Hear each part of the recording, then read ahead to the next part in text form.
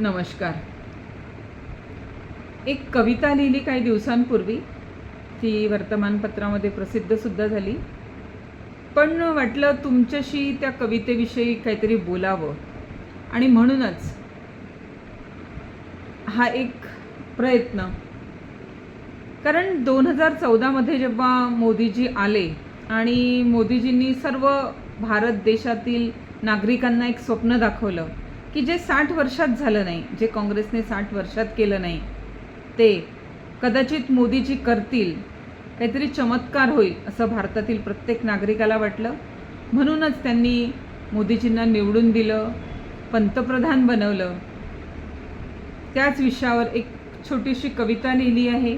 माझ्या कवितेचं शीर्षक आहे अच्छे दिन. 2014 मंदी म्हणे देश झाला स्वतंत्र. 2014 मंदी म्हणे देश झाला स्वतंत्र. आणि अच्छे दिनचा बाई फुकला साऱ्याच्या कानामध्ये मंत्र. आणि अच्छे दिनचा फुकला साऱ्याच्या कानामध्ये मंत्र. शेतकऱ्याचं पीक म्हणे दुपटीनं वाढे. शेतकऱ्याचं पीक म्हणे दुपटीनं वाढे. पोट्याले काने म्हणे 2 कोटी नोकऱ्या भेटे. पोट्याले कानं म्हणे 2 कोटी नोकऱ्या भेटे. आश्वासनाच्या पावसात बाई मी लय लय भिजली. आश्वासनाच्या पावसात बाई मी लय लय भिजली. 15 लाखाच्या आशेनं गालात खुदकन हसली. 15 लाखाच्या आशेनं गालात खुदकन हसली. स्वप्न लय पाहिले भाऊ पर पुरे नाही झाले. स्वप्न लय पाहिले भाऊ पर पुरे नाही झाले. यालेच म्हणते अच्छे दिन आता मले कळले. यालेच म्हणते अच्छे दिन आता मले कळले. दिल्लीले म्हणे लई कास्तकार शहीद कानं झाले. दिल्लीले लई कास्तकार शहीद कानं झाले. विदर्भातले कास्तकार फाशी घेऊन मेले. विदर्भातले कास्तकार फाशी घेऊन मेले. महागाईनं बाप्पा साऱ्याचं कंबरडं मोडलं.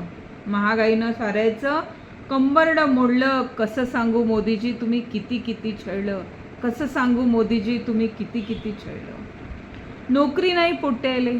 नोकरी नाही पोट्याले सारे गावभर हिंडे. पोरगी देत नाही कुणी म्हणून कोणाची बी घेऊन पळे. पोरगी देत नाही कुणी म्हणून कोणाची बी घेऊन पळे. वाके झाले शिक्षणाचे. वाके झाले शिक्षणाचे शाळा होणार म्हणे बंद. वाके झाले शिक्षणाचे शाळा होणार म्हणे बंद. आमच्या पोट्याले मग लागल बापा वाटेल ते छंद. आमच्या पोट्याले मग बापा लागेल वाटेल ते छंद. करा बापा विचार तुम्ही. करा बापा विचार तुम्ही मले तर पागलावानी लागे. करा बापा विचार तुम्ही मले तर पागलावानी लागे. मनची बात का न मोदीजी मनालेच सांगे. मनची बात का न मोदीजी मनालेच सांगे. भीक देऊ नका आम्हाले. भीक देऊ नका आम्हाले. धान्य देऊ नका फुकट. भीक देऊ नका आम्हाले. धान्य देऊ नका फुकट. धम्म कसल तुमच्यात तर द्या कर्जमाफी सरसकट. धम्म कसल तुमच्यात तर द्या कर्जमाफी सरसकट. लाडकी बिडकी म्हणू नका. लाडकी बिडकी म्हणू नका. द्या माया उत्पन्नाले दाम.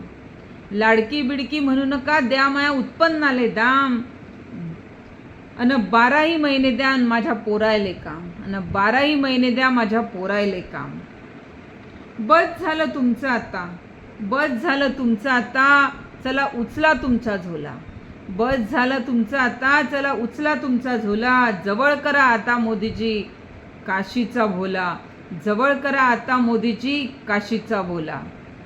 मित्रांनो, जे चित्र म्हणजे 2026 मध्ये तुम्हाला जे चित्र दिसत आहात ते तुम्ही बघता आहात की किती महागाई वाढली आहे, बेरोजगारी वाढलेली आहे.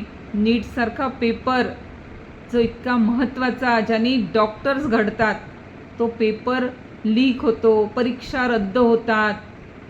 काय चाललं आहे देशामध्ये.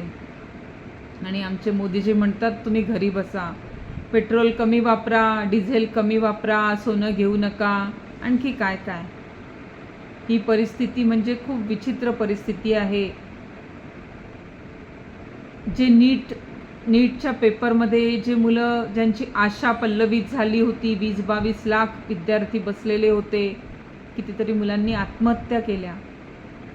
म्हणजे पोटाला चिमटा घेऊन आईवडील शिकवतात, कर्जबाजारी होतात, लोन काढतात, मुलांना शिकवतात.